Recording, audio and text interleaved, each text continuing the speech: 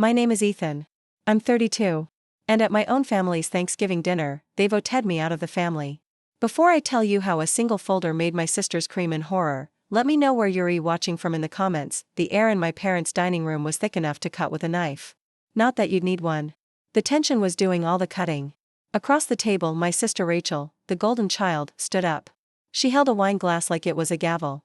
We've discussed this, she announced, her voice dripping with fake solemnity. And we've made a decision. We voted and Ethan, you're not family anymore. My brother-in-law, Greg, started clapping slowly. Then my mother, Linda, joined in a weak, fluttering applause. My father, Tom, just stared at his turkey, but he was nodding.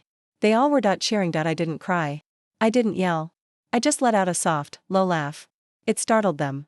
Okay, I said, my voice surprisingly steady. Then you won't need this. I ached into my jacket, pulled out a thick manila folder, and placed it on the center of the table with a soft thud. It slid to a stop right in front of Rachel's plate. She looked at it, then at me, her brow furrowed in confusion. She snatched it, flipped it open. Her smug smile froze. Her face went from taut to a ghostly white. It wasn't a scream, not at first. It was a sharp, choked gasp, like she'd been punched in the gut. The sound of air being stolen from her lungs. As I drove over there, I should have known this was coming. The chill had started 3 months ago with a single phone call. Rachel asking me to co-sign a loan for her new spa venture. It was a lot of money.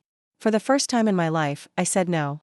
The silence on the other end of the line was colder than any winter in Ohio. After that, I was ghosted, kicked out of the family group chat, saw pictures on social media of barbecues I wasn't invited to. It hurt. Of course, it hurt. Driving through the familiar suburban streets, the past played out in me head like a movie I couldn't turn off. I remembered being 22, eating instant ramen for dinner every night for a month so I could transfer $12,000 to Rachel for her emergency cosmetic dental work. I remember her beaming smile in the photo she sent, a smile I had paid for while I was struggling to make rent. I remembered the calls from my mom, Linda, crying about credit card debt. I paid it. I remembered Greg's failed startup idea, the one I poured $20,000 into. Gone. Over 10 years, it all added up. I knew the number because I had finally forced myself to calculate it. It was a number that made me feel sick. $85,000. Not 1 cent was ever paid back. Not one thank you felt genuine. But the real turning point, the moment the quiet compliance inside me finally died, wasn't about the money. It was a text message. 2 months ago, my phone buzzed. A text from Rachel. I opened it, just have to sweet talk him a little, the spineless cash cow will pay up. A second later, the message vanished. A new one appeared, sorry, wrong person. But I saw it, spineless cash cow. That's what I was taught him. That text broke something in me. For days, I walked around in a fog. Finally, I called my best friend, David. We met for coffee and I must have looked like a ghost because the first thing he said was, what did they do now? I showed him the screenshot I'd taken of the text before Rachel deleted it. He just shook his head. They're not family, Ethan, he said, his voice firm. They're parasites, you need to protect yourself, not for revenge, for your own sanity. Document everything. So, I did. I opened a shoebox and started digging. Old bank statements, credit card bills, emails. It wasn't about planning a war. At first, it was just about facing the truth myself. I needed to see it all in black and white. And the more I dug, the sicker I felt. That's when I found the thing with the hotel. I was going through credit card statements for a trip to Miami. I'd paid for Rachel's emergency business conference. The charge was almost double what she told me. On a whim, I called the hotel. I just wanted to query the charge. I explained. I was the cardholder and asked for a breakdown of the folio. The clerk was helpful, rattling off room service, mini bar, and then he said it, and then there's the spa package for the second guest, a Miss Jess. My blood ran cold. Jess. I didn't know anyone named Jess. It was a small detail, but it felt wrong. I print the statement. I put it in the folder with everything else. When the folder was full, I felt a strange sense of calm. I knew I couldn't keep living like this. I made an appointment with a lawyer just for a consultation. She told me what I needed to do to untangle myself legally. She said, evidence is your only shield, Ethan. So, here I was just before walking into that Thanksgiving dinner, sitting in my car outside their house. The folder was on the passenger seat. It felt like it weighed 1,000 pounds. I pulled out my phone and looked at the lock screen. It was a picture of me and my niece, Mia, Rachel's 8-year-old daughter.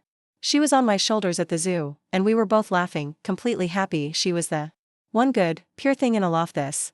She was the reason I put up with it for so long, the reason I kept writing checks. I knew walking in there with that folder meant losing her. The thought was a physical pain in my chest. This was the real price of my freedom. It took a deep breath, my heart hammering against my ribs.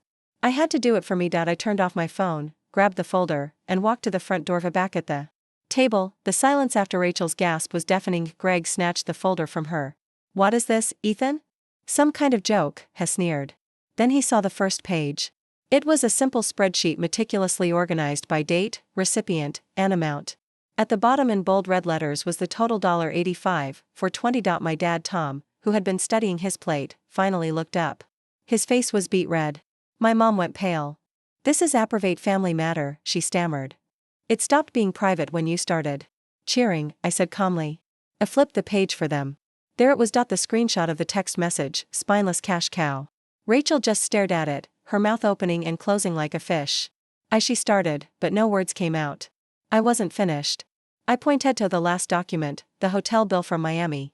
"I just had one question about this trip I paid for," I said, looking directly at Greg. "Who's Jess?" Greg's head snapped toward Rachel. The sneer was gone, replaced by a dark, dangerous confusion. "Yeah, Rachel," he growled, his voice low. "Who the hell is Jess?" The united front shattered. Suddenly, I wasn't the enemy anymore. They were turning on each other. "You're making a scene, Ethan," my mother pleaded, her voice cracking. "You're ruining Thanksgiving. What will people think?" "I'm not ruining it, Mom," I said, and for the first time my voice was filled with a strength I didn't know I had. "I'm just turning on the lights. So everyone can see it was already broken." I stood up. I felt strangely light. My lawyer filed the paperwork. "This morning," I said, my voice cutting through the chaos. "The power of attorney you had me sign is revoked. I've removed myself as your emergency contact, all of it. It's done." Rachel looked up, tears streaming down her face now. "But we're family," she sobbed. I looked at all of them one last time. There was no anger left, just a vast empty sadness. No, Rachel. We're not. I said, "You said it yourself, you voted." And then I turned around and walked out the front door. I didn't run. I didn't look back. I just walked into the cool November air, got in my car and drove away. That was 6 months ago. The first few weeks were a storm of calls and texts, voicemails from my mom alternating between guilt, tripping and begging, angry texts from Greg about the divorce proceedings. A single pathetic message from Rachel saying she was sorry for how things went down. I blocked them all. I moved to a new city, got a new job. I have a small apartment that's all mine, filled with me own things. It's quiet. At first, the quiet was deafening. Now it's peaceful. I have friends, real friends. David and I have a standing dinner appointment every Friday. We talk about work, about life, about everything and nothing. It's a family I'm choosing, one built on respect, not obligation. It's not perfect. Healing isn't a straight line. The other day, I was in the park and saw a man with his young niece on the swings. He was pushing her higher and higher and her laughter echoed through the air. I felt a sharp pang in my chest. I miss Mia. I probably always will. Peace comes with scars. This morning I was drinking coffee from a new mug. It's a plain white mug. On the side in simple black letters, it just says Ethan. Not world's best uncle. Not some cheesy quote. Just my name. I took a sip and looked out my window at the city. I don't feel anger anymore. I don't even feel pity. I just feel acceptance. I'm no longer mourning a family I lost. I'm accepting that the family I always wanted never really existed in the first place. And by letting go of that ghost, I finally gave myself the chance to leave. I'm free. Thank you so much for listening to Mystery. It wasn't easy to share, but I felt like I had to. My question for you all is this: have you ever had to make a hard choice to protect your own peace, even if it meant losing people you loved? Let me know your stories in the comments below. And if my story resonated with you, don't forget to like this video and subscribe to the channel for more. It really helps. Thanks again for watching.